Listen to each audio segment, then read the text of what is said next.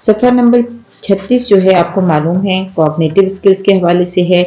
यहाँ हम जो भी लेटर करवा रहे हैं उसकी रिकॉग्निशन मकसद है और बिगिनिंग साउंड की पहचान करवानी है, बिगिनिंग साउंड की कंफर्मेशन लेनी है कि बच्चे बिगिनिंग साउंड को तस्वीरों से रिलेट कर रहे हैं।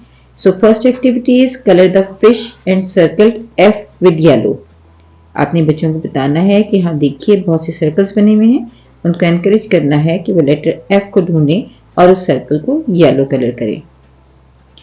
नेक्स्ट एक्टिविटी है drop the objects in the basket with the beginning sound with the help of a line.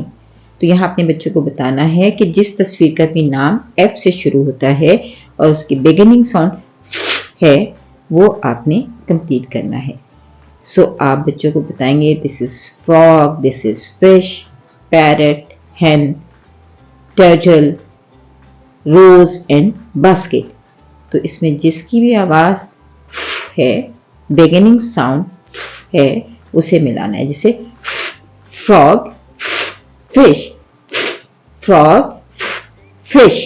तो बच्चे मैच करेंगे बास्केट के साथ, बास्केट में ड्रॉप करेंगे उसको लाइन की मदद से और इस तरह बच्चे ये एक्टिविटी कंप्लीट करेंगे।